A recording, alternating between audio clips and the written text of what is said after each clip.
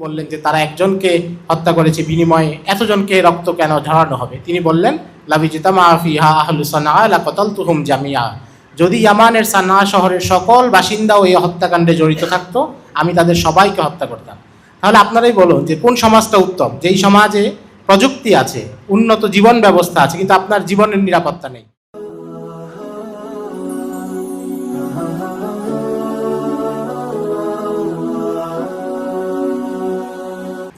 আসসালামু আলাইকুম ওয়া রাহমাতুল্লাহি ওয়া বারাকাতুহু।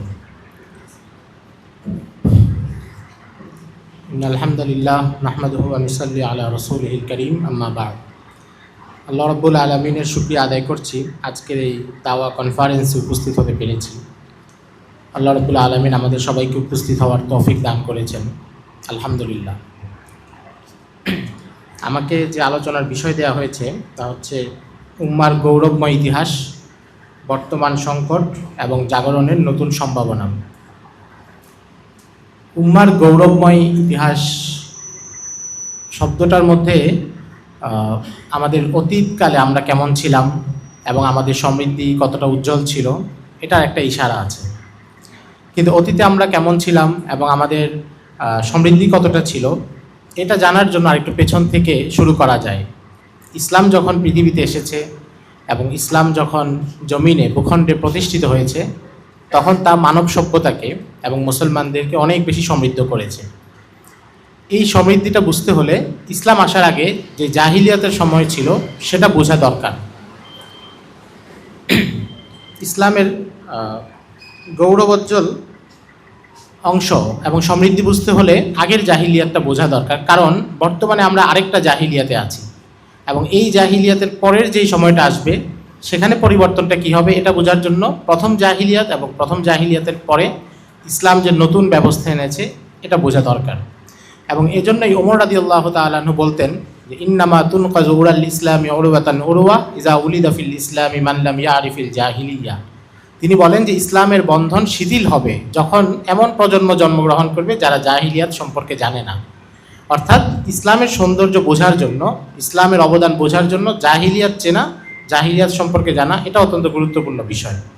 এবং এই জন্যই আমরা দেখি যারা অমুসলিম থেকে ইসলাম গ্রহণ করেন কিংবা সেকুলার জীবন থেকে দ্বীনে ফিরেন, প্রায় সময় তারা ইসলামের অনেক সৌন্দর্য অনুধাবন করতে পারেন যেটা জন্মগতভাবে একটা মুসলিম পরিবারে জন্মগ্রহণ করা সাধারণ মুসলমান অনুধাবন করতে পারেন না। এর সবচেয়ে উজ্জ্বল উদাহরণ হচ্ছে গত শতাব্দীতে মোহাম্মদ আসাদ এবং মরিয়ম জামিলা, তারা ইসলাম গ্রহণ করেছেন, দুজনই ইহুদি বংশে থেকে ছিলেন। এরপরে তারা যখন ইসলাম সম্পর্কে লিখেছেন তো সেখানে তারা ইসলামের এমন সৌন্দর্যের দিক আলোচনা করেছেন যেটা একজন সাধারণ মুসলিম, যে জন্মগত মুসলিম, তার চোখে ধরা দেয়নি। কারণ কি? কারণ তারা আগে জাহিলিয়াতে ছিলেন, অন্ধকার জগৎ দেখেছেন, পাশ্চাত্যের অন্ধকার কুফর সব দেখেছেন। এরপরে যখন ইসলামে প্রবেশ করেছেন তখন তার এই সৌন্দর্য উপলব্ধি করেছেন। এবং এটা আমরা দেখি জাফর ইবনে আবি তালিবের খুতবাতেও। তিনি যখন নাজ্জাশীর দরবারে খুতবা দিয়েছিলেন, নাজ্জাশী তাকে জিজ্ঞাসা করেছিল যে তোমাদের অবস্থা কী ছিল, তখন তিনি গর্বের সাথেই বলেছেন যে আইয়ুহাল মালিক কুন্না কওমান আলা শিরক না'বুদুল আওসান ওয়া নাকুলুল মাইতা ওয়া নাস্তাহিল্লুল মাহারিমা ওয়াদ দিমা ফাবাআসাল্লাহু ইলাইনা নাবিয়্যাম মিন আনফুসিনা ফাদাআনা ইলা আন না'বুদাল্লাহা ওয়াহদা।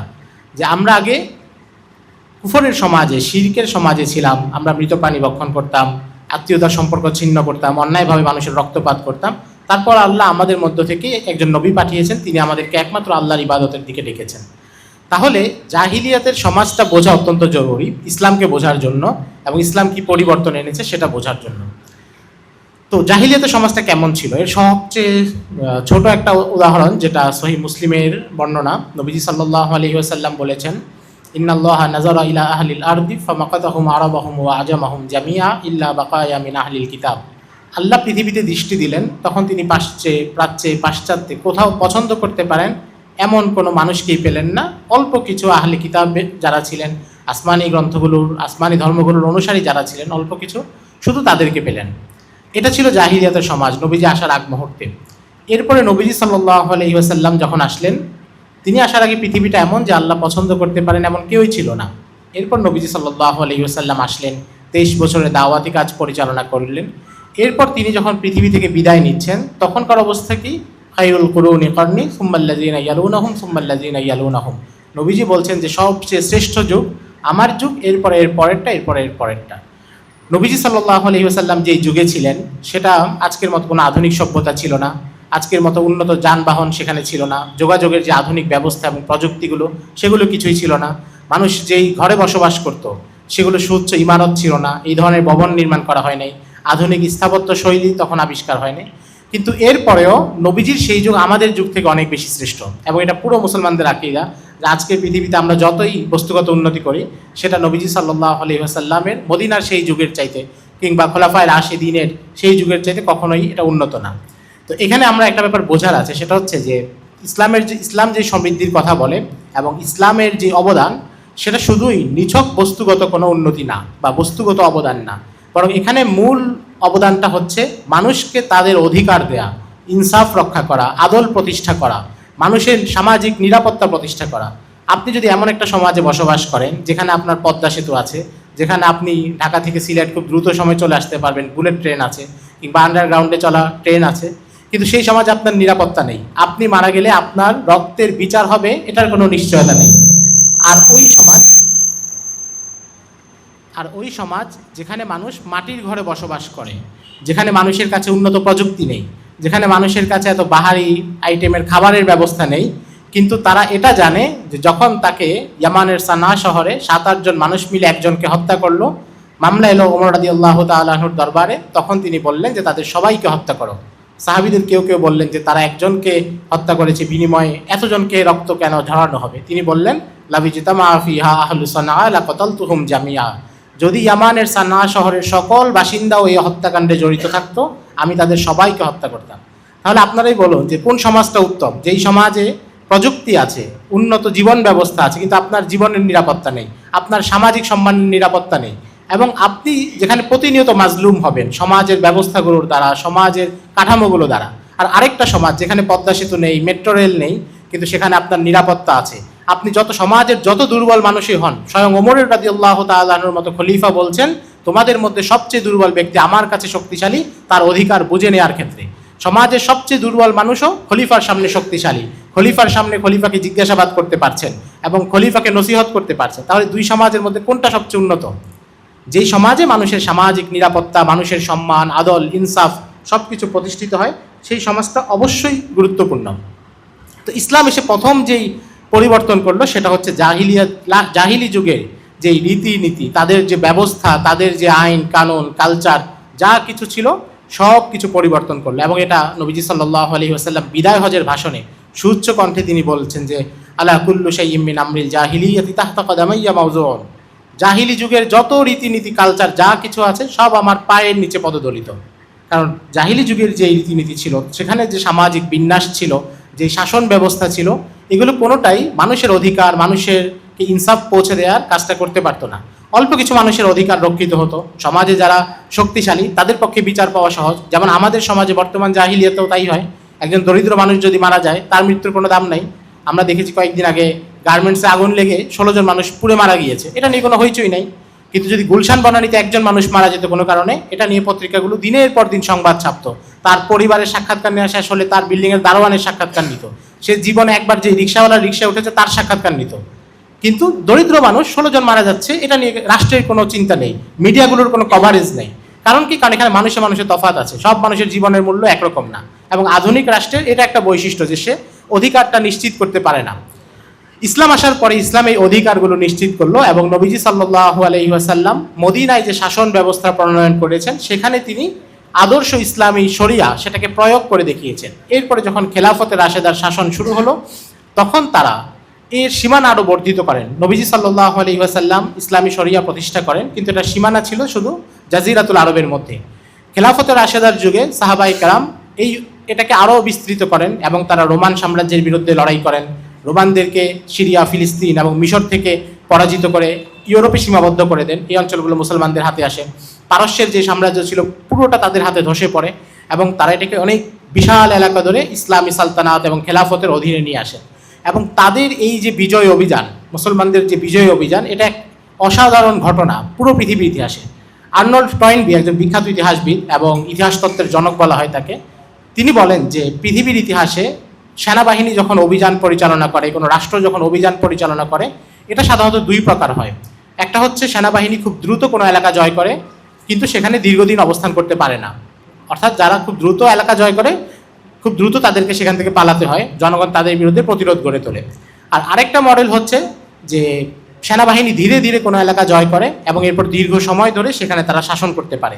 প্রথম মডেলের উদাহরণ হচ্ছে তাতারদের সাম্রাজ্য।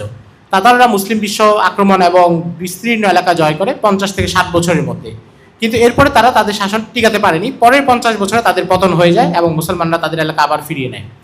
আর দ্বিতীয় মডেলটা হচ্ছে রোমান সাম্রাজ্য। রোমান সাম্রাজ্য কয়েক শতাব্দী ধরে ধীরে ধীরে তার সাম্রাজ্যের সীমানা বৃদ্ধি করেছে এবং এটার পতন একদিনে হয় নাই। মুসলমানদের হাতে সাহাবিদের যুগে প্রথম পতন হয়েছে, এরপরে সুলতান মুহাম্মদ আল ফাতিহের সময় আরও 800 বছর পরে আবার পতন হয়েছে এবং এরপরেও রোমান সাম্রাজ্য ভিয়েনার পেছনে গিয়ে আশ্রয় নেয় এবং মোটামুটি টিকে থাকে। তো এটা হচ্ছে যে যদি সেনাবাহিনী দ্রুত অগ্রসর হয় তাহলে তারা হচ্ছে দীর্ঘদিন টিকতে পারে না, আবার যদি ধীরে ধীরে অগ্রসর হয় তাহলে টিকতে পারে। আর্নল্ড টয়েনবি বলেন মুসলমানদের বিজয় অভিযান হচ্ছে একমাত্র ব্যতিক্রম ঘটনা যেখানে সেনাবাহিনী অগ্রসর হয়েছে খুব দ্রুত এবং এত টেকসই হয়েছে যে 1400 বছর ধরে ওই বিজিত অঞ্চলগুলো মুসলমানদের হাতেই আছে।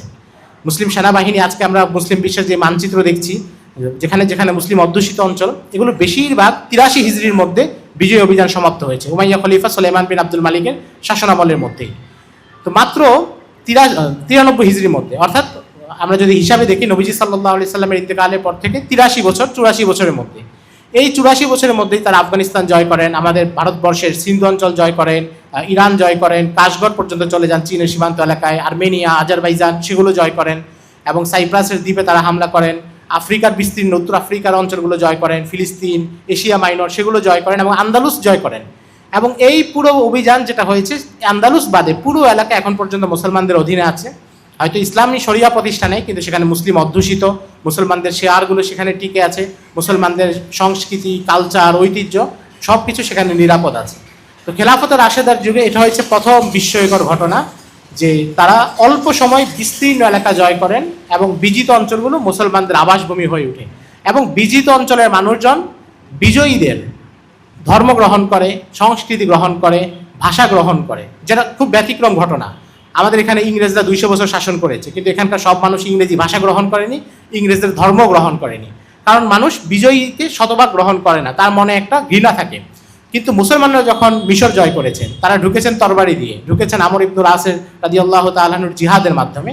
কিন্তু মিশরের মানুষ কি করলো, তারা প্রাচীন যে কিপ্তি ভাষা ছিল তাদের, ফারাও সভ্যতার যুগ থেকে তাদের যে ভাষা ছিল সেই ভাষা ত্যাগ করে তারা আরবি ভাষা গ্রহণ করে এবং পুরো উত্তর আফ্রিকা, যেখানে আলজেরিয়া আছে, তিউনেশিয়া আছে, মরক্কো পর্যন্ত সবগুলো অঞ্চল তাদের প্রাচীন ভাষাগুলো ত্যাগ করে এবং আরবি ভাষা গ্রহণ করে। দাপ্তরিক ভাষা আরবি হয়ে ওঠে, সাধারণ জনগণের যে ভাষা সেটাও আরবি হয়ে ওঠে এবং তারা শতভাগ ইসলাম গ্রহণ করে। বেশিরভাগ মানুষ ইসলামে প্রবেশ করে, 5 কিংবা 6% বাদে। তো এটাও আরেকটা বিস্ময়কর ঘটনা যেটা বিশ্বের ইতিহাসে অন্য কোথাও মেলানো যায় না, যেটা খেলাফতে রাশেদার যুগে সাধিত হয়েছে। দ্বিতীয় বিষয় হচ্ছে খেলাফতে রাশেদা যখন ইসলামী ইমারত এবং ইসলামী খেলাফতের দায়িত্ব নেন, তখন তারা এখানে ইসলামী শাসন ব্যবস্থাটাকে আরও বিস্তৃত করেন। নবীজি সাল্লাল্লাহু আলাইহি ওয়াসাল্লামের যুগে ইসলামী শাসন ব্যবস্থাটা কিছুটা ছোট ছিল, কারণ তখনও ইসলামী সালতানাতের যে সীমানা সেটা অনেক বেশি বিস্তৃত হয়নি, অনেকগুলো মন্ত্রণালয় বা দিওয়ান যেটা অনেকগুলো বিভাগ সেগুলো আলাদা হয়নি, মানুষের জনসংখ্যা কম ছিল, সেখানে ব্যবস্থাপনাটাও সহজ ছিল। কিন্তু খেলাফতে রাশেদার যুগে সেখানে সীমানাটা অনেক বিস্তৃত হয় এবং সেখানে আরব অনারব সব ধরনের মানুষ চলে আসে। তখন তারা নতুন নতুন দিওয়ান প্রতিষ্ঠা করেন এবং শাসন ব্যবস্থাটাকে আরও বেশি বিস্তৃত করেন। শাসন ব্যবস্থার প্রত্যেকটা শাখা সেটাকে তারা সুবিন্যস্ত করেন এবং খেলাফতে রাশেদার যেই শাসনকাল, এটা হচ্ছে মুসলমানদের ইতিহাসে মুসলমানদের জন্য মাপকাঠি, খেলাফত আলা মিনহাজুন নবুওয়া যেটা। এরপরে মুসলমানদের যে শাসনকাল, সেখানে কোথাও কিছু দুর্বলতা ছিল, কোথাও কিছু ভুলভ্রান্তি ছিল, কিন্তু সেটা আমাদের জন্য পুরোপুরি মাপকাঠি না। পুরোপুরি মাপকাঠি হচ্ছে খেলাফতে রাশেদা, যেটা নবীজি সাল্লাল্লাহু আলাইহি ওয়াসাল্লাম বলেছেন, আলাইকুম বিসুন্নতি ওয়া সুন্নাতিল খুলাফায়ে রাশিদিন আল মাহদিয়িন, তোমাদের উপর আবশ্যক হচ্ছে আমার সুন্নাহ অনুসরণ করা এবং আমার খলিফায়ে রাশেদ যারা তাদের সুন্নাহ অনুসরণ করা। আর খলিফায়ে রাশেদার সুন্নত যেটা, সেটা অন্য বিষয় না, বরং সেটা রাজনৈতিক ক্ষেত্রে। কারণ আমরা দেখি যে ইবাদতের ক্ষেত্রে বা অন্য স্বাভাবিক বিষয় খেলাফতে রাশেদার 4 খলিফা থেকে বর্ণিত বর্ণনা খুব কম, যেখানে তাদের অনুসরণ করা যায়। বরং তাদের থেকে আমাদের কাছে যেই বর্ণনাগুলো আসছে এগুলো বেশিরভাগ হচ্ছে সিয়াসি এবং রাজনৈতিক। ফলে এই রাজনৈতিক অনুসরণের ক্ষেত্রে এবং মুসলমানদের রাজনীতি প্রতিষ্ঠার ক্ষেত্রে, প্রশাসন পরিচালনার ক্ষেত্রে আমাদের জন্য আবশ্যক হচ্ছে খেলাফতে রাশেদার সেই সুন্নাহটাকে অনুসরণ করা এবং তাদের রীতিগুলোকে অনুসরণ করা। খেলাফতে রাশেদা যখন ইসলামী হুকুমত এবং ইসলামী নিজাম প্রতিষ্ঠা করে, তখন পুরো বিশ্বে মুসলমানদের এমন একটা সম্মান ছড়িয়ে পড়ে এবং এমন একটা গৌরব ছড়িয়ে পড়ে যে রোমান সম্রাট তারা হচ্ছে মদিনায় দূত পাঠাচ্ছিলেন। আপনারা দেখেছেন যে পারস্যের সম্রাট তার পক্ষ থেকে মদিনায় দূত আসছে। এই যে রাষ্ট্রদূত আসা বা দূত আসা, এই ব্যাপারটা কিন্তু প্রাচীনকালে বর্তমান যুগের মতো ছিল না। আফুকাই আল আন্দালুসি একজন বিখ্যাত আলেম ছিলেন আন্দালুসের, ওনার একটা বই আছে রিহলা রিহলা আফুকাই আল আন্দালুসি। ওখানে তিনি লিখেছেন যে প্রাচীনকালে সাধারণত শক্তিশালী রাষ্ট্র কখনো দুর্বল রাষ্ট্রের কাছে দূত পাঠাতো না। আজকে পৃথিবীতে ব্যাপারটা ব্যতিক্রম, প্রত্যেক রাষ্ট্রের কাছে রাষ্ট্রদূত পাঠায়, গরিব দুর্বল রাষ্ট্র হোক বা শক্তিশালী রাষ্ট্র হোক। কিন্তু প্রাচীনকালের নিয়ম ছিল যে দুর্বলরা সবসময় শক্তিশালীর কাছে দূত বা বার্তা পাঠাতো। তো খেলাফত রাশেদার যুগে যখন দূত পাঠাচ্ছিল রোমান সম্রাট এবং পারস্যের সম্রাট, এর অর্থ হচ্ছে তারা ততদিনে মুসলমানদের আবির্ভাব এবং মুসলমানদের কর্তৃত্ব প্রভাব, এটা তারা প্রভাবান্বিত হয়েছিল এবং সেজন্যই তারা বারবার এখানে তাদের দূত পাঠাচ্ছিল, আলোচনা করতে চাচ্ছিল। এই যে খেলাফত রাশেদা যেই শাসন ব্যবস্থাটা প্রণয়ন করেন, এই শাসন ব্যবস্থাটা সম্পর্কে আমাদের একটু জানা কিংবা আলোচনার দরকার আছে। কারণ আমরা বর্তমানে যেই শাসন ব্যবস্থায় অবস্থান করি, এটা তো সেই শাসন ব্যবস্থা না। এবং মুসলিম বিশ্বে গত 100-150 বছর ধরেই এই শাসন ব্যবস্থাটা টিকে নেয়। ওসমানী খেলাফত পর্যন্ত মোটামুটি অনেক জায়গায় কিছু ভুলভ্রান্তি সহ হলেও এই শাসন ব্যবস্থাটা ইসলামী শরিয়া প্রতিষ্ঠিত ছিল। মুসলমানদের ইসলামী শরিয়ার মাধ্যমেই বিচার কাজ ফয়সালা করা হতো, কাজীরা আলেমরা সেগুলো ফয়সালা দিতেন। শাসকদের কিছু ভুল ত্রুটি থাকলেও আলেমরা তাদেরকে সংশোধন করতেন, কিংবা শাসকের ভুল ত্রুটি তার ব্যক্তিগত জায়গায় সীমাবদ্ধ ছিল, সেটা রাষ্ট্রের উপর কোনো প্রভাব ফেলতো না। কারণ আগে যারা শাসক হতেন তাদের পাওয়ার খুব কম থাকতো। এবং ইসলামী ইতিহাসে ইসলামী শাসন ব্যবস্থা এটা একটা গুরুত্বপূর্ণ বৈশিষ্ট্য যে সেখানে শাসকের হাতে সকল ক্ষমতা একীভূত হয় না, বরং ক্ষমতাটা নানা জায়গায় ছড়ানো থাকে। এবং ইসলামী রাষ্ট্রের যে কাঠামোগুলো, এগুলো প্রত্যেকটা আলাদা থাকে। আধুনিক রাষ্ট্র যদিও বলে যে তারা নির্বাহী ক্ষমতা, আইন প্রণয়নের ক্ষমতা, সংসদীয় ক্ষমতা এগুলো আলাদা রাখে, কিন্তু বাস্তবে এটা হচ্ছে ওই যে জাহিলি যুগে ওমর রাদিয়াল্লাহু তাআলা আনহুর একটা মূর্তি ছিল খেজুর দিয়ে তৈরি। তো উনি মূর্তিটাকে পূজা করতেন, যেটা খেজুর দিয়ে বানানো। আমাদের দেশে হয় না, পাউরুটি দিয়ে কুমিরের আকৃতি বানায় বা কোনো গাছের আকৃতি বানায়, তো উনি খেজুর দিয়ে একটা মূর্তি বানিয়েছেন। এটাকে মাঝে মধ্যে পূজা করতেন। হঠাৎ একদিন ওনার ক্ষুধা লেগেছে, এটাকে খেয়ে ফেলেছেন। অর্থাৎ এটা হচ্ছে জাহিলিয়াতের খেজুরের মূর্তি, যতক্ষণ ইচ্ছা পূজা করবে। তো আধুনিক রাষ্ট্রের যে সংবিধান, যে আইন কানুন, এগুলো হচ্ছে ঠিক তাই। যখন কোনো শাসন ব্যবস্থা ক্ষমতা বদলায়, তার যখন নিজের স্বার্থ হয়, সে সংবিধানটাকে নিজের স্বার্থে ব্যবহার করে। বাংলাদেশে আমরা দেখেছি প্রায় 20 বারের মতো হচ্ছে সংবিধান পরিবর্তন করা হয়েছে। কারণ কি? কারণ যখন যে রাজনৈতিক দলের যে স্বার্থ দরকার, সেই স্বার্থ হাসিলের জন্য তারা এই পরিবর্তনটা করে। এবং এটা বিশ্বের সব দেশেই সংবিধান এটাকে তারা একটা পবিত্র জায়গায় নিয়ে যায়, কিন্তু আবার যখন নিজের স্বার্থ দরকার হয় সেটাকে তারা পরিবর্তন করে। এবং এই বিষয়গুলো আলাদা থাকে না। যেমন কেউ যদি সংসদীয় নির্বাচনে দিতে ক্ষমতায় যায়, তখন সে নতুন আইন প্রণয়ন করে এবং আইন বিভাগ এবং নির্বাহী যে ক্ষমতা সেটাকে নিজের অধীনে নিয়ে আসে। ফলে এটা হচ্ছে একটা মেকি। কিন্তু ইসলামী সালতানাতে এই ব্যাপারটার কখনো সুযোগ ছিল না, কারণ খলিফার হাতে সর্বোচ্চ পাওয়ারটা থাকতো না। খলিফা তার মতো করে শাসন করতেন। তখনকার খলিফাদের কাজও ছিল কম, তারা রাষ্ট্রের শত্রুদের বিরুদ্ধে জিহাদ করতেন, রাষ্ট্রের যে সীমান্ত সেটা নিরাপদ রাখতেন, খাজনা আদায় করতেন, সেই খাজনা বন্টনের ব্যবস্থা করতেন। কিন্তু শিক্ষা ব্যবস্থা, আলেমরা তাদের মাদ্রাসার দরসগাহে কি পড়াবেন, খতিব তার মসজিদের জুমায় কি বলবেন, এটার উপরে শাসকের কোনো নিয়ন্ত্রণ ছিল না, যেটা আধুনিক রাষ্ট্রে সম্পূর্ণ ব্যতিক্রম। এখানে শিক্ষা ব্যবস্থায় আপনি কি পড়বেন সেটা রাষ্ট্র কর্তৃক নির্ধারিত। কওমি মাদ্রাসা, এখানে রাষ্ট্র ওই নিয়ন্ত্রণটা করতে পারে না, এই জন্য রাষ্ট্র তাকে স্বীকৃতিও দেয় না। রাষ্ট্র তাকেই স্বীকৃতি দেয় যার উপর তার নিয়ন্ত্রণ আছে। আলিয়া মাদ্রাসা, স্কুল, কলেজ। কওমি মাদ্রাসায় যেহেতু সে নিয়ন্ত্রণ করতে পারে না, এই জন্য এখানে যত দক্ষই হোক, যত মেধাবী হোক, যত পড়াশোনা করুক, তাকে রাষ্ট্র স্বীকৃতি দিবে না, তাকে রাষ্ট্র কোনো কাজের উপযুক্তই মনে করে না। তো এটা হচ্ছে পার্থক্য। কিন্তু প্রাচীনকালে এটা ছিল না। আবু হানিফা তার দর্শে কি পড়াবেন, ইমাম আউজাই তার দর্শে কি পড়াবেন, আব্দুর রহমান ইবনুল মাহদি তার দর্শে কি পড়াবেন, এটা আব্বাসী খলিফারা ঠিক করে দেন নাই। বাগদাদের জামে আবু মানসুরের জুমার খুতবায় কিংবা দামেস্কের জামে উমাবির জুমার খুতবায় খতিব সাহেব কি বলবেন, এটা ইসলামিক ফাউন্ডেশন থেকে তাকে লিখে দেওয়া হয়নি যে আপনি এই বক্তব্যটাই দিবেন। তার মানে আগের শাসকদের নিয়ন্ত্রণটা অনেক কম ছিল এবং তাদের প্রভাবটা কম ছিল। পাশাপাশি আলেমরা যেই কোনো বিষয়ে শাসকদেরকে নসিহত করতে পারতেন, শাসকদেরকে কোনো অন্যায় দেখলে বাধা দিতে পারতেন। এবং এটাই আমরা যদি 4 খলিফার তাদের খুতবাগুলো দেখি, দায়িত্ব পাওয়ার পর তারা প্রথম যে খুতবা দিয়েছেন, আবু বকর রাদিয়াল্লাহু তাআলা আনহু বলেছেন, উল্লিতু আলাইকুম ওয়া লাস্তু বিখাইরিকুম, আমি তোমাদের উপর দায়িত্ব পেয়েছি কিন্তু আমি তোমাদের মধ্যে সর্বশ্রেষ্ঠ না। যদিও এটা উনি বিনয় করে বলেছেন। আহলুস সুন্নাহ ওয়াল জামাতের আকীদা হলো নবীদের পরে, রাসূলদের পরে উম্মতের সর্বশ্রেষ্ঠ মানুষ হচ্ছেন আবু বকর রাদিয়াল্লাহু তাআলা আনহু। কিন্তু তিনি জনগণকে বলছেন যে আমি তোমাদের দায়িত্ব পেয়েছি কিন্তু আমি তোমাদের মধ্যে সর্বশ্রেষ্ঠ মানুষ না। তোমরা যতক্ষণ আমাকে ভালো কাজে দেখবে ততক্ষণ আমাকে সহায়তা করবে এবং যখন আমার ভুল দেখবে তখন আমাকে পরামর্শ দিবে। এরপর তিনি যে কথাটা বলছেন এটা প্রত্যেকের খুতবায় আছে। ওমর রাদিয়াল্লাহু তাআলা আনহু, ওসমান রাদিয়াল্লাহু তাআলা আনহু, সবার খুতবায় আগে পরে অনেক কথা আছে, কিন্তু এই বাক্যটা সবার খুতবায় পাওয়া যায়। তারা বলছেন, এবং এটা হচ্ছে ইসলামী রাজনীতির একটা মূল মাপকাঠি, তারা বলেছেন যে তোমরা যতক্ষণ আমাকে আল্লাহর আনুগত্য করতে দেখবে ততক্ষণ আমার আনুগত্য থাকবে, এবং যখন আমাকে দেখবে আল্লাহর আনুগত্য থেকে সরে গেছি তখন তোমরা আমার আনুগত্য থেকে মুক্ত। এটা হচ্ছে নবীজি সাল্লাল্লাহু আলাইহি ওয়াসাল্লামের সেই হাদিসের প্রায়োগিক রূপ, যেখানে নবীজি সাল্লাল্লাহু আলাইহি ওয়াসাল্লাম বলেছেন, লা তাআতা লি মাখলুকিন ফি মাসিয়াতিল খালিক। আল্লাহর নাফরমানি করে, আল্লাহর কোনো বান্দার বা খালিকের নাফরমানি করে, কোনো মাখলুকের, স্রষ্টার নাফরমানি করে কোনো সৃষ্টির আনুগত্য করার সুযোগ নেই।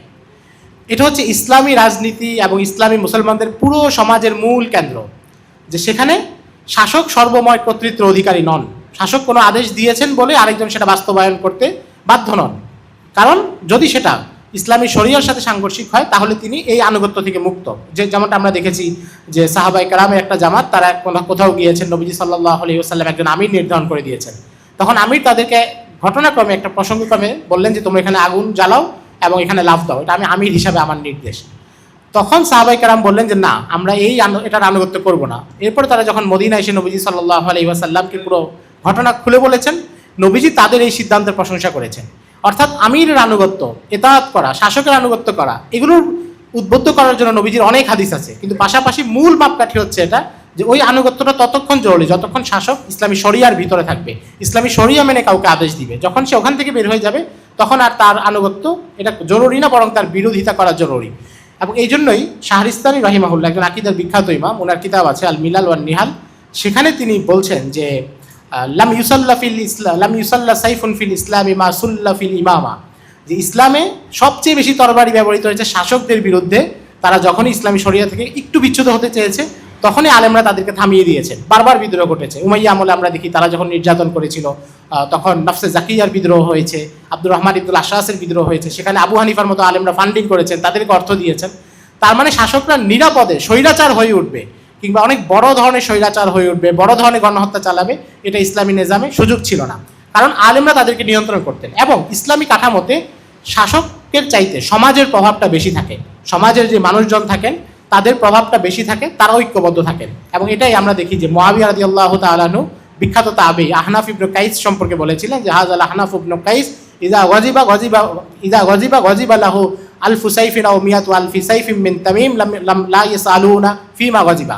যে এটা হচ্ছে আহনাফ ইবনে কাইস। আহনাফ ইবনে কাইস বিখ্যাত সেনাপতি ছিলেন, তাবেঈ ছিলেন। কথা বলছেন কি মুআবিয়া রাদিয়াল্লাহু তাআলা আনহু, যিনি খলিফা এবং সাহাবী। তিনি বলেন যে আহনাফ ইবনে কাইসের অবস্থা এমন যে আহনাফ ইবনে কাইস যদি কোনো কারণে রাগান্বিত হয় তাহলে বনু তামিমের 1,00,000 তরবারি কোষমুক্ত হয়ে যাবে, কেউ জিজ্ঞাসা করবে না যে আহনাফ ইবনে কাইস কেন রাগ করেছে। তার মানে হচ্ছে সাধারণ জনগণের মধ্যেই একটা শক্তি ছিল এবং বহু ব্যক্তিত্ব এমন ছিলেন যে তার পেছনে একটা বিশাল জনগোষ্ঠী, তাদের গোত্র, তাদের সমাজ, তার ছাত্ররা, তার শিষ্যরা, তাদের ওই প্রভাবটা ছিল, যে কারণে শাসক তাদেরকে ভয় করতেন।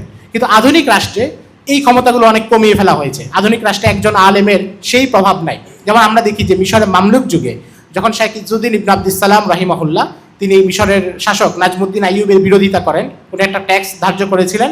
শেখ ইজ্জুদ্দিন আব্দুস সালামের ফতোয়া ছিল যে এটা নেওয়া জায়েজ হবে না, প্রথমে আমিরদের থেকে নিতে হবে, তাদের দ্বারা পূরণ না হলে সাধারণ মানুষ থেকে নিতে হবে। তো শাসক তখন তাকে কিছুটা গালমন্দ করেন এবং এটা বিরোধিতা করেন। তখন তিনি কি করলেন, উনি করলেন কায়রো শহর থেকে বের হয়ে গেলেন। উনি যেদিন কায়রো শহর থেকে বের হয়েছেন, ইমাম জাহাবি রাহিমাহুল্লাহ সহ অন্যরা লিখেছেন যে উনি যখন কায়রো শহর থেকে বের হলেন, পুরো কায়রোর বাসিন্দারা উনার পিছু নিল এবং পুরো শহর খালি করে ফেললো। তখন নাজমুদ্দিন আইয়ুব দ্রুত এসে তাকে থামিয়েছেন যে শাইখ আপনি থাকেন, আপনি চলে গেলে পুরো শহর খালি হয়ে যাবে। এই যে একজন আলেমের প্রভাব সমাজের উপরে, এবং যেটা আমরা দেখেছি খলিফা হারুনুর রশিদের যুগে আব্দুল্লাহ ইবনুল মুবারক রাহিমাহুল্লাহ, তিনি রাক্কা শহরে আসছেন, তারিখ মাদিনাতি দিমাশক ইবনে আসারকে উল্লেখ করেছেন। তিনি যখন আসলেন তখন প্রায় 80 বা 90 হাজার মানুষ তাকে দেখতে গেল, তার সামনে গেল তার সাথে মুসাফা করার জন্য, তাকে একবার দেখার জন্য। তখন তিনি হাঁচি দিলেন এবং হাঁচি দিয়ে আলহামদুলিল্লাহ পড়লেন। তো পুরো 80,000 90 হাজার মানুষ একসাথে এর জবাব দিয়ে উঠলো, পুরো একটা স্লোগানের মতো, অনেক বিকট একটা শব্দ হলো। খলিফা হারুনুর রশিদ তার প্রাসাদ থেকে শুনলেন যে অনেক জোরে শব্দ হচ্ছে। তো তিনি দারোয়ানকে বললেন যে এখানে কি হয়েছে, এত শব্দ হচ্ছে কেন, কোনো বিদ্রোহ হচ্ছে কিনা বা কোনো সেনাবাহিনী আসছে কিনা। তখন দারোয়ান এসে বলল যে না, এমন কিছু হয়নি, বরং এখানে আব্দুল্লাহ ইবনুল মুবারক রাহিমাহুল্লাহ এসেছেন, তার পাশে মানুষ গিয়েছে এবং হাঁচির জবাব দিয়েছে। তখন তার স্ত্রী খলিফা হারুনুর রশিদের স্ত্রী জুবাইদা বলল যে আপনি তো আসলে প্রকৃত শাসক না, বরং প্রকৃত শাসক তো হচ্ছেন এই মানুষ যার জন্য মানুষ এত পাগল পাড়া। তো এটা হচ্ছে একটা ব্যাপার যে তখনকার আলেমদের এই প্রভাবগুলো ছিল, কিন্তু আধুনিক রাষ্ট্র আলেমদের সেই প্রভাবগুলোকে নষ্ট করেছে। আলেমদের প্রভাবকে, আলেমদের কার্যকারিতাকে তার দর্শগাহে সীমাবদ্ধ করে দিয়েছে, তার মসজিদে সীমাবদ্ধ করে দিয়েছে, এমনকি মসজিদেও সে আঘাত করে, মসজিদেও তাকে সব কথা বলতে দেয় না, তাকে বাধা দেয়। অথচ পুরো মুসলিম সালতানাতে 1200 বছর ইতিহাসে সমাজে সবচেয়ে বড় প্রভাবশালী মানুষ ছিলেন আলেমরা। এবং এই জন্য ইংরেজরা যখন দিল্লিতে এসেছে তারা বলেছে যে এই যে শাহ আব্দুল আজিজ মুহাদ্দিসে দেহলভী, যিনি দিল্লির জামে মসজিদে বসে খুতবা দেন, সে মূলত পুরো ভারতবর্ষের মানুষের মন নিয়ন্ত্রণ করেন। এবং এই জন্য আপনি দেখবেন যে আগের শাসকরা কি কামনা করতেন, তারা চাইতেন যে কোনো না কোনো আলেম যেন তার পাশে থাকেন, কোনো না কোনো আলেম যেন তাকে সমর্থন জানান, কারণ আলেমদের সমর্থন পেলে তার পক্ষে একটা বৈধতা তৈরি হতো এবং তার শাসন ক্ষমতা এটা শক্তিশালী হতো। অপরদিকে আলেমরা চেষ্টা করতেন তার থেকে দূরে থাকা, কারণ এটা হচ্ছে অসম্মানজনক, শাসকের সাথে সম্পর্ক রাখা তারা অসম্মানজনক মনে করতেন বেশিরভাগ ক্ষেত্রে। এবং অনেকে তো এইসব ব্যাপারে খুবই কঠোর ছিলেন, আহমদ ইবনে হাম্বল রাহিমাহুল্লাহ কিংবা সুফিয়ান সাউরি রাহিমাহুল্লাহ, তারা এইসব ব্যাপারে খুব কঠোর ছিলেন। মুসলিম শাসন আমলে আলেমদের যে অবস্থান ছিল সেটা বর্তমান সময়ে সমাজে এমন কোনো অংশ নাই যেটাকে আমরা সেটার সাথে তুলনা করতে পারি। বর্তমান সময়ে সমাজে বুদ্ধিজীবী থাকে, জ্ঞানীগুণী মহল থাকে, কিন্তু তাদের কাজটা কি হয়, তারা হয় যেই শাসকের সাথে যায় তাদের পক্ষে বৈধতা উৎপাদন করে। যদি কেউ আইন বিশেষজ্ঞ থাকে এবং সরকারের কোনো একটা মন্ত্রণালয়ে কারো উপদেষ্টা থাকে, তাহলে তার কাজ কি, হক কথা বলা না, তার কাজ হচ্ছে সরকার যে কাজ করবে সেটার বৈধতা তৈরি করা। কিন্তু আলেমরা, মুসলিম সালতানাতে আলেমরা সেটা ছিলেন না, বরং তারা প্রত্যেকটা বিষয় সতর্ক করতেন এবং তাদেরকে বাধা দিতেন। ফলে মুসলমানরা যে সমাজ ব্যবস্থা তৈরি করেছিলেন সেটা এমন একটা জায়গা ছিল যেখানে মুসলিম তো অনেক দূরের কথা, একজন অমুসলিম সেও তার অধিকারটা পরিপূর্ণরূপে বুঝে পেত। একজন অমুসলিম মুসলিম সীমানায় সে বসবাস করতেছে অমুসলিম হিসেবে, খ্রিস্টান হিসেবে, ইহুদি হিসেবে, কিন্তু তার অধিকার সেখানে সুরক্ষিত ছিল। এবং বহুবার এমন দেখা গিয়েছে যে অমুসলিমরাই অন্য কোনো মুসলমানের বিরুদ্ধে মামলা দায়ের করেছে, কোথায়, খলিফার আদালতে, মুসলিম শাসকের অধীনে, এবং সে তার পক্ষে বিচার বুঝে পেয়েছে। কিন্তু আজকে আমরা যে সমাজে বসবাস করছি সেখানে মুসলমানরাই তাদের অধিকার বুলণ্ঠিত, তারাই যখন নির্যাতিত হয় সমাজের খুব সীমিত একটা সংখ্যক অমুসলিমদের হাতে, তখন সেটার পক্ষে কথাও বলা যায় না, সেটার পক্ষে আইন আদালত পর্যন্ত ব্যাপারগুলো যাওয়াও যায় না, কারণ এই যে মুসলমানদের যে শক্তি সেটাকে পুরো নষ্ট করা হয়েছে। মুসলিম শাসনামলে আমরা দেখি যে মুসলমানরা 3টা জায়গা সমান গুরুত্বের সাথে সেটাকে বিকশিত করেছে। একটা হচ্ছে রাজনৈতিক ব্যবস্থা, যেটা আমরা বললাম। দ্বিতীয় বিষয়টা হচ্ছে তাদের শিক্ষা ব্যবস্থা। মুসলমানরা যে শিক্ষা ব্যবস্থা নিয়ে এসেছিল সেখানে তারা একই সাথে জাগতিক দক্ষতা এবং রুহানিয়ত, মানুষের যে মূল পরিচয়, সে আল্লাহর বান্দা এবং সে আল্লাহর কাছে ফিরে যাবে, আখিরাতে তাকে জবাব দিতে হবে, আখিরাতে পরকালে তার শান্তি নিশ্চিত করতে হবে, জান্নাত নিশ্চিত করতে হবে, এই 2টা লক্ষ্য একই সাথে মুসলমানরা পরিপূর্ণরূপে বাস্তবায়ন করতে পেরেছেন। একদিকে তারা জাগতিকভাবে দক্ষ ছিলেন, আবার অপর দিকে তারা আখিরাতের দিকেও, দ্বীনের দিকেও সমান অগ্রসর ছিলেন। এবং এই ব্যাপারটাতে তারা এত বেশি গুরুত্ব দিয়েছেন যে ইমাম শাফি রাহিমাহুল্লাহ, যিনি অনেক বড় ফকি এবং উসুলবিদ, একটা মাযহাবের প্রতিষ্ঠাতা, একজন আলেম, তিনি যখন মিশরে গেলেন, উনি দেখলেন 197 হিজরির পরে তিনি মিশরে গিয়েছেন। তো মিশরে গিয়ে তিনি দেখলেন যে সেখানে মানুষ ডাক্তারি পারে না, চিকিৎসাবিদ্যা পারে না, চিকিৎসাবিদ্যার কাজগুলো করে ইহুদিরা, সেখানে যারা ডাক্তার আছে তারা হচ্ছে ইহুদি। তখন তিনি বললেন যে যে তোমরা কি করেছো, তোমরা তো এলেমের 3 ভাগের 1 ভাগকে নষ্ট করে ফেলেছো এবং এটা ইহুদি খ্রিস্টানের হাতে তুলে দিয়েছো। প্রথমেই এটা বলে তাদেরকে ধমকালেন, এরপরে বললেন যে লা আলামু ইলমান বাদাল হালালি ওয়াল হারামি আনবালা মিনাত তিব্বি, আমি এমন কোনো ইলম বা জ্ঞান জানি না হালাল হারামের জ্ঞানের পরে যেটা চিকিৎসাবিদ্যার মতো জরুরি। এরপর তিনি তাদেরকে উৎসাহিত করলেন যে তোমরা দ্রুত চিকিৎসা বিদ্যা শিখো। এরপর তার কথায় অনুপ্রাণিত হয়ে মিশরে একটা বিপ্লবের মতো শুরু হয়ে গেল এবং বহু আলেম, সাধারণ মানুষ তারা চিকিৎসাবিদ্যা শিখলেন। এবং এখানে একটা মজার ঘটনা আছে। মালিকি মাযহাবের একজন আলেম, তিনি একদিন হচ্ছে একজন ডাক্তারের কাছে গিয়েছেন। তো ডাক্তার হচ্ছে ইহুদি, এটা আরও কয়েকশো বছর পরের ঘটনা, 400 হিজরির পরে। তো ডাক্তার হচ্ছে ইহুদি। তো ডাক্তার তার চিকিৎসা করার সময় তাকে বলল যে আপনি জানেন আমি তো ইহুদি, আমি তো আপনাদের শত্রু, আমি চাইলে আপনাকে এমন একটা ওষুধ খাওয়াতে পারি যে আপনি তাতে মারা যাবেন, আপনি সুস্থ হওয়ার জন্য খাবেন কিন্তু মারা যাবেন। তো এই কথাটা ওনার মধ্যে এত প্রভাব ফেললো যে তাই তো, আমরা তো তাহলে তাদের কাছে জিম্মি। এরপরে তিনি নিজেই চিকিৎসাবিদ্যা শিখলেন এবং চিকিৎসাবিদ্যার অনেক বই রচনা করলেন। তো তার মানে হচ্ছে এই যে অথচ চিকিৎসাবিদ্যা বাহ্যিকভাবে একটা জাগতিক পেশা, জাগতিক দক্ষতা, কিন্তু এটার একটা সমন্বয় ছিল। স্বয়ং আলেমরা এটাতে উদ্বুদ্ধ করেছেন, আলেমরা এটা শিখেছেন এবং বহু চিকিৎসা বিজ্ঞানী তারা সরাসরি আলেম ছিলেন। এবং তারা যে হাসপাতালগুলো প্রতিষ্ঠা করেছেন মুসলিম বিশ্বে, আপনারা যদি ডক্টর মুস্তফা সিবাইর বই মিন রাওয়াই হাদারাতিনা সেটা পড়েন তাহলে দেখবেন সেখানে উনি লিখেছেন যে হাসপাতালগুলো কিভাবে পরিচালিত হতো, মুসলমানরা কতটা সতর্ক ছিলেন। আজকে আমরা যেটা হয় হাসপাতালে ঢুকার আগে, ওটিতে ঢুকার আগে সাধারণ মানুষকে অ্যাপ্রোন করানো হয়, এটা মুসলিম যুগেই ছিল। সেই 200, 300, 400 হিজরিতে যে হাসপাতালগুলো প্রতিষ্ঠা হয়েছিল দামেস্কে কিংবা মিশরে, সেখানে যেই কোনো রোগী আসতো তো হাসপাতালে বাইরে একটা কক্ষ থাকতো, সেখানে তার পোশাক পরিবর্তন করা হতো।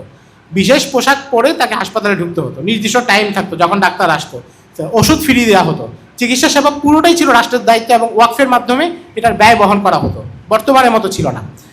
তো এটা হচ্ছে একটা জায়গা যে জাগতিক দক্ষতা। পাশাপাশি আমরা যদি দেখি যে স্থাপত্য কলা, অন্যান্য যেই প্রয়োজনীয় দক্ষতাগুলো, সেগুলো তো মুসলমানরা অগ্রগামী ছিলেন, মুসলমানদের সমাজ সেগুলো চর্চা করেছে এবং মুসলমানরা সেগুলোকে বিকশিত করেছে। এবং আধুনিক ইউরোপ যখন বিজ্ঞানে উন্নতি করেছে, তো তাদের কাছ পর্যন্ত বিজ্ঞানকে অগ্রগতি দিয়ে পৌঁছে দিয়েছে, সেটা মুসলমানদের মাধ্যমেই হয়েছে, মুসলিম সমাজের পৃষ্ঠপোষকতার মাধ্যমেই হয়েছে। তার মানে মুসলমানরা যে শিক্ষা ব্যবস্থা করেছে সেটা এমন কোনো শিক্ষা ব্যবস্থা না যে সেটা অথর্ব, সেটা এমন কোনো শিক্ষা ব্যবস্থা না যেখানে জাগতিক দক্ষতা আছে কিন্তু দিন নাই, ইমান নাই, সেকুলার। আবার এমন কোনো শিক্ষা ব্যবস্থা না যেখানে দিন আছে কিন্তু দুনিয়ার কোনো কাজে লাগে না, বাহ্যিকভাবে দুনিয়ার কোনো পরিবর্তন করতে পারে না, এমন কোনো শিক্ষা ব্যবস্থা না। এই শিক্ষা ব্যবস্থাটা এসেছে উপনিবেশের পরে, যেখানে দুইটা শিক্ষা ব্যবস্থা আলাদা করে ফেলা হয়েছে। একটা হচ্ছে স্বাভাবিক জেনারেল ধারা স্কুল কলেজে, যেখানে পরে মানুষ ইঞ্জিনিয়ার হতে পারবে, ডাক্তার হতে পারবে, অনেক কিছু হতে পারবে। কিন্তু কেউ যদি আলাদাভাবে কোনো আলেমের দর্শে না যায়, তাবলিগ জামাতে না যায়, কোনো শায়েখের খানকাহে না যায়, তাহলে সে কালিমাটাও শুদ্ধ করে পড়তে পারবে না।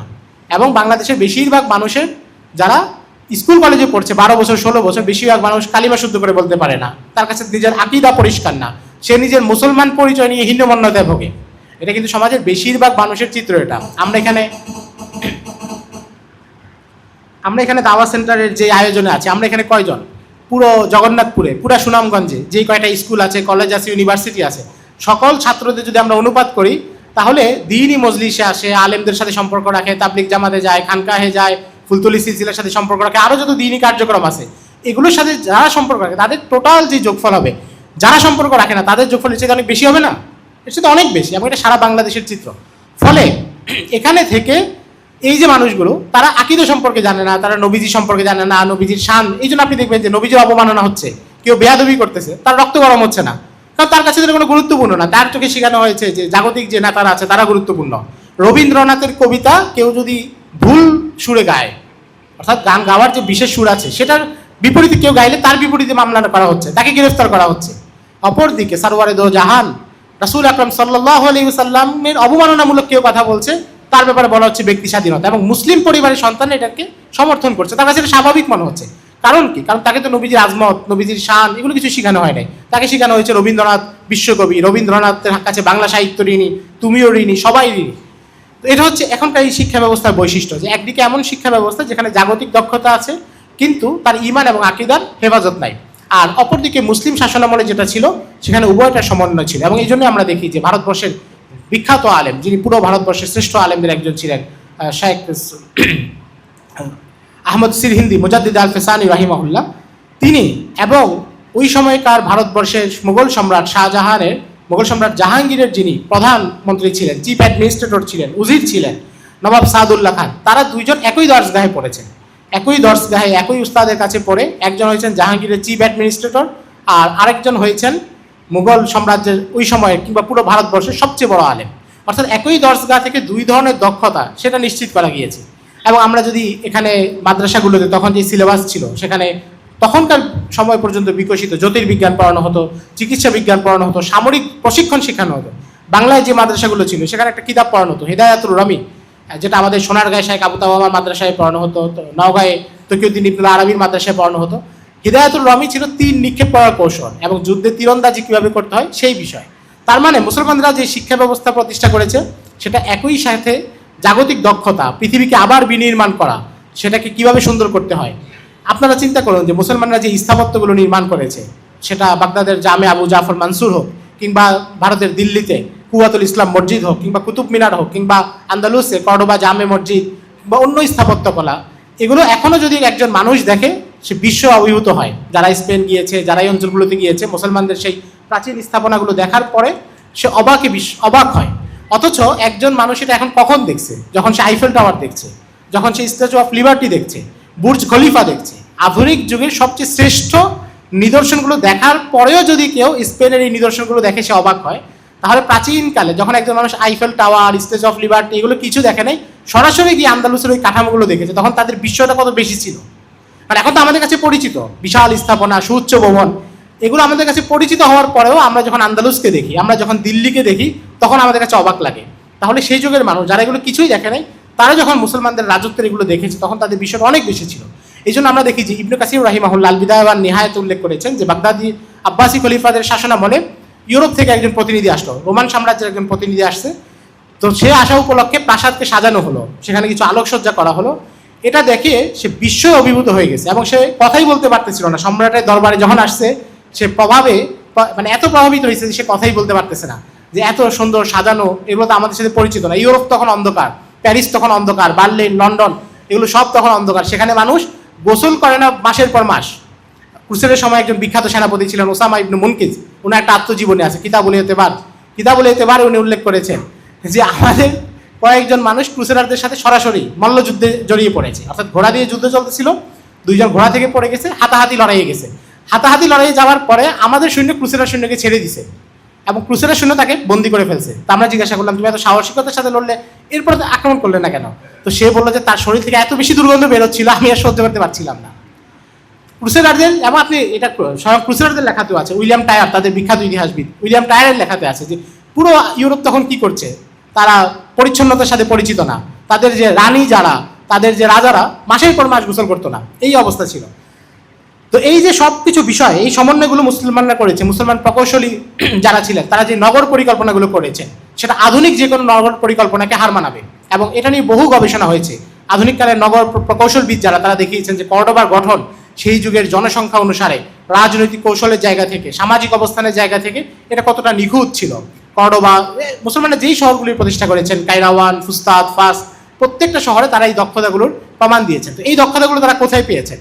এই দক্ষতাগুলো মুসলমানদের নিজস্ব যে শিক্ষা ব্যবস্থা ছিল সেখান থেকেই তৈরি হয়েছে, এবং সেই শিক্ষা ব্যবস্থাতেই তারা নিজেদের জন্য এই দক্ষতাগুলো অর্জন করা নিশ্চিত করেছিলেন। এরপরে বিষয় হচ্ছে যে মুসলমানরা রাজনৈতিক কাঠামো এবং এই শিক্ষা কাঠামো এটা তৈরি করার পাশাপাশি তারা সবসময় যেই কাজটা করেছেন সেটা হচ্ছে মানুষকে তাদের যে মূল জায়গা, মানুষকে তাদের মূল জায়গার সাথে পরিচয় করিয়ে দিয়েছেন। মানুষের মূল জায়গা হচ্ছে সে আল্লাহর কাছে ফিরে যেতে হবে, পরকালে যেতে হবে। মুসলমানরা একই সাথে রাজনীতি পরিচালনা করেছে, কিন্তু সেই রাজনীতি তাদের দাওয়াতি কাজের বাইরে ছিল না। মুসলমানরা শিক্ষা পরিচালনা করেছে, কিন্তু এটা তাদের দাওয়াতি কাজের বাইরে ছিল না। এমন না যে একটা মুসলিম সমাজ, একটা সমৃদ্ধ রাজ্য গঠিত হয়েছে, পাশের রাজ্যের সাথে লড়াই করে জিতে গিয়েছে, এরপর তারা দাওয়াতি কাজ ভুলে গিয়েছে, এমন না। বরং মুসলিম দায়ীরা তারা ব্যাপকভাবে দাওয়াতি কাজ করেছেন, মুসলিম সুফিরা তারা ব্যাপকভাবে দাওয়াতি কাজ করেছেন, এবং এটাতে সরকার, মুসলিম শাসকরা এখানে পৃষ্ঠপোষকতা করেছে। আমরা অনেক সময় একটা ভুল করি, সেটা হচ্ছে আমরা কোনো একটা মুসলিম সমাজে দাওয়াতি কাজ করার কৃতিত্ব কার, এটা ভাগাভাগি করে ফেলি। অনেকে বলে যে ইসলাম প্রচার হয়েছে ব্যবসায়ীদের মাধ্যমে, আলেমদের মাধ্যমে প্রচারিত হয়নি। আবার অনেকে বলবে যে ইসলাম প্রচার হয়েছে সুফিদের মাধ্যমে, শাসকদের কোনো অবদান নেই। এই যে কাঠামো, এই যে পার্থক্য করা, এটা হচ্ছে আধুনিক কাঠামো। আজকে সমাজে, আমাদের সমাজে ব্যবসায়ী বলতে আমরা কি বুঝি? আজকে সমাজে যদি আমরা 100 জন ব্যবসায়ী দেখি, বড় গ্রুপ অফ ইন্ডাস্ট্রিজের 100টার মালিক দেখি, তো এরা 99 জন হচ্ছে আকীদা ঠিক নাই, ইসলাম সম্পর্কে কিছু জানে না, এমন মানুষ দেখি, তার ধর্মীয় কোনো জ্ঞান নাই। কিন্তু মুসলিম সময়ে এমন তো কোনো ব্যাপার ছিল না যে ব্যবসায়ী সেই ইসলাম সম্পর্কে কিছুই জানে না। বরং মুসলমানদের যে শিক্ষা ব্যবস্থা ছিল, সেখানে প্রত্যেকটা মানুষকে দ্বীনের বেসিক জ্ঞান অর্জন করে তারপর সে যেই পেশায়, সেই পেশায় যেত। ফলে আপনি যখন 2025 সালে বাংলাদেশের একজন ব্যবসায়ীর সাথে উমাইয়া আমলের একজন ব্যবসায়ীর তুলনা দিবেন, সেখানে অনেক বড় পার্থক্য। ভারতবর্ষে অনেক ব্যবসায়ী এসেছেন, তারা ব্যবসা করেছেন, তাদের হাতে অনেক ইসলাম গ্রহণ করেছেন। কাজী আথার মুবারকপুরি, ওনার বই হিন্দুস্তান আর খিলাফতে উমাইয়া আর হিন্দুস্তানে অনেক প্রায় 22 জন বড় ব্যবসায়ীর কথা উল্লেখ করেছেন, যারা ব্যবসা করতে এসেছেন এবং তাদের হাতে অনেকে ইসলাম গ্রহণ করেছে। মজার ব্যাপার হলো এই 22 জন কারা? এই 22 জনের কেউ ছিলেন হাসান বসরি রাহিমাহুল্লাহর ছাত্র, কেউ ছিলেন মোহাম্মদ হাম্বলের ছাত্র। এরা সবাই আলেম ছিলেন। এবং প্রসিদ্ধ যারা, যেমন আমরা দেখি আবু হানিফা রাহিমাহুল্লাহ, বড় ইমাম, বড় আলেম, কিন্তু বাগদাদে তার কাপড়ের দোকান ছিল, তিনি ব্যবসা করতেন। আইয়ুব সখতিয়ানি রাহিমাহুল্লাহ, বড় তাবেঈ, বড় আলেম, তার তেলের ব্যবসা ছিল। মুহাম্মদ ইবনে সিরিন রাহিমাহুল্লাহ, স্বপ্নের ব্যাখ্যার সবচেয়ে বিখ্যাত আলেম, তিনি নিজেও তেলের ব্যবসা করেছেন। আব্দুল্লাহ ইবনে মুবারক রাহিমাহুল্লাহ, হানাফি ফিকের বড় আলেম, হাদিস শাস্ত্রে আমিরুল মুমিনিন ফিল হাদিস, তিনি ব্যবসা করতেন, তার নিজের বড় ব্যবসা ছিল এবং প্রচুর পরিমাণ অর্থ তিনি উপার্জন করতেন। তো ফলে আপনি যদি মনে করেন যে মুসলিম সমাজেও যারা ব্যবসা করতেন তারা আমাদের বসুন্ধরা গ্রুপের মালিকের মতো মূর্খ ছিল, কিংবা যমুনা গ্রুপের মালিকের মতো সেকুলার ছিল, এটা হবে না। তাদের মধ্যে দিন ছিল, ইমান ছিল, এই কারণে তাদের দাওয়াতে ইসলাম গ্রহণ করেছে মানুষ। না হলে শুধু ব্যবসায়ী হলে, আমাদের এখানে তো বহু সৎ ব্যবসায়ী জগন্নাথপুর বাজারে আছে, সিলেট আছে, তার কথায় মানুষ ইসলাম গ্রহণ করতেছে না কেন? ইসলাম গ্রহণ তার কথাই করে যার মধ্যে দিন আছে। এই জন্য আমরা দেখি হয়তো কেউ তাবলিগি সাথী, সেই ব্যবসাগুলো তার দ্বারা দিনের ফায়দা হবে। তো এটা হচ্ছে একটা ব্যাপার, যে শুধু একটা শ্রেণীর মধ্যে পার্থক্য করা, যে তাদের মাধ্যমে ইসলাম প্রচারিত হয়েছে, বা সেই শ্রেণীটাকে আমাদের সমাজে একটা শ্রেণীর মতো কল্পনা করা, এটা হচ্ছে ইতিহাসের ভুল পাঠ। মানুষ অনেক সময় ইতিহাস পড়তে গিয়ে এই ভুলগুলো করে, অতীতের একটা ঘটনাকে বর্তমানের সাথে মিলিয়ে দেয়, কিন্তু প্রেক্ষাপট, পূর্বাপর এবং গঠন কাঠামো যে আলাদা দুইটার, এটা খেয়াল করে না। দ্বিতীয় বিষয় হচ্ছে যে সুফিদের মাধ্যমে দিন প্রচার হয়েছে নিঃসন্দেহে, এবং পুরো আমাদের বাংলা অঞ্চলে তো পুরো ইসলাম যেটা আমরা আছি সেটা সুফিদের মেহনতের বরকত। পুরো বাংলা অঞ্চল সাইয়্যেদ আহমদ শহীদের কাফেলার কাছে কৃতজ্ঞ, নকশবন্দিয়া মুজাদ্দিদিয়া তরিকার সুফিদের কাছে কৃতজ্ঞ, মাওলানা কারামত আলী জৌনপুরীর সিলসিলা এবং তার সিলসিলা থেকে যত শাখা বের হয়েছে তাদের কাছে কৃতজ্ঞ। কিন্তু এই সুফিদেরকে যদি আপনি শুধুই বলেন যে শুধু সুফিদের অবদান, তাহলে এটা ইনসাফ হবে না। এই সুফিদেরকে ফান্ডিং করেছেন কারা? আমিররা করেছেন। সুফিদের খানকা কারা নির্মাণ করে দিয়েছেন? শাসকরা করেছেন। সুফিদের খানকার জন্য ওয়াকফ বরাদ্দ কারা দিয়েছেন? সেখানে লঙ্গরখানা খোলার বরাদ্দ কে দিয়েছেন? সেখানে সরাইখানা, মুসাফিরদের অবস্থান করার জন্য বার্ষিক যে বাজেট সেটা বরাদ্দ কারা দিয়েছেন? শাসকরা দিয়েছেন।